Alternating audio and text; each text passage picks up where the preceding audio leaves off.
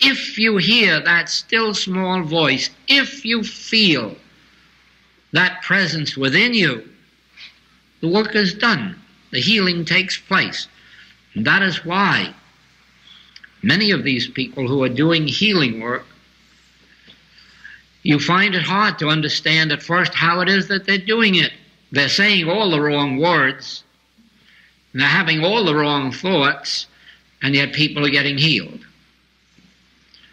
Well, you know that, some of you, from your own experience in your own work, whether you were brought up in Christian Science or one of the other metaphysical movements, you must certainly be aware of the fact that many people in your own approach were saying the wrong words and having the wrong thoughts, and having very good healings too.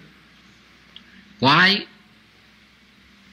God is no respecter of persons, and certainly God is not influenced by what words we use in prayer or what thoughts we have in prayer.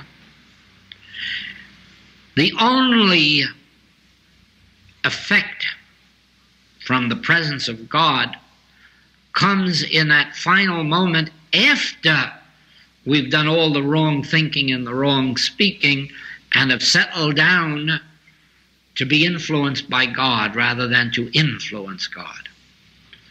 When we settle down in the last moments of our prayers or treatment to receive the seal,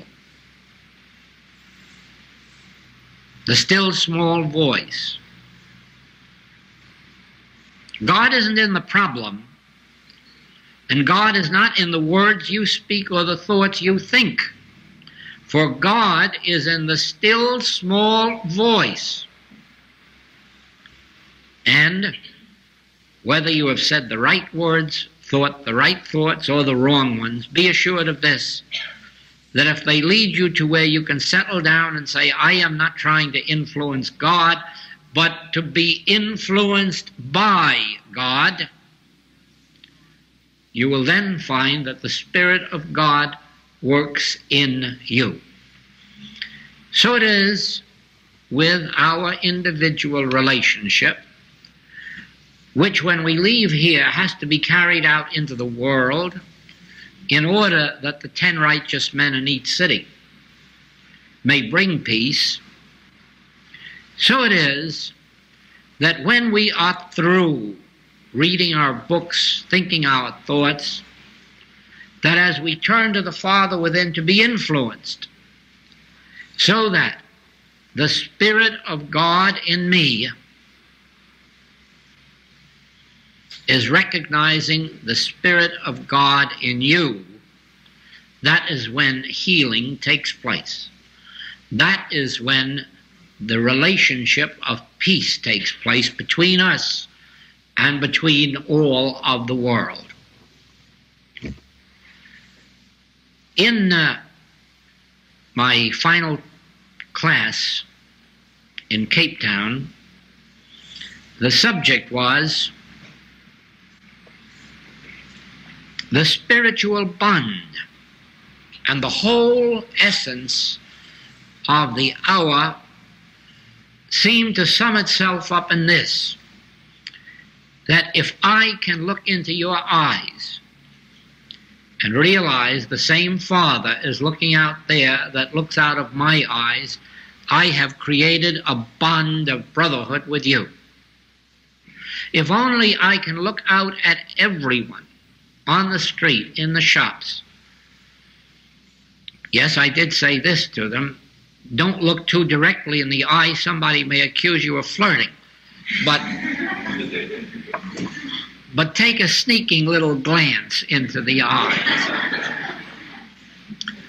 so that it's not noticeable, and just recognize your Father behind those eyes, your Father and my Father, and see if it doesn't establish a spiritual bond.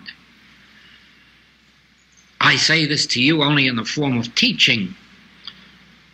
You never have to say it to anyone that you meet. You only have to know what's in your mind when you glance in their eyes. and watch the miracle that takes place in your relationship with most people and their relationship with you.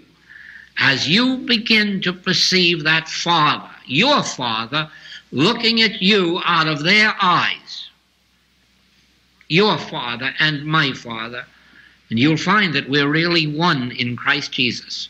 We're one in spiritual relationship. Well, you know, if enough of us just travel around the world, there won't be any possibility of a war. They won't even be able to get up an army. Because who's going to go out and fight his brother? Oh, yes. Human brothers are still fighting each other and probably will again if there are civil wars, but not spiritual brothers. No one who has acknowledged his spiritual brotherhood with you will lie to you or cheat or defraud or war with you. And you can't do it with anyone else.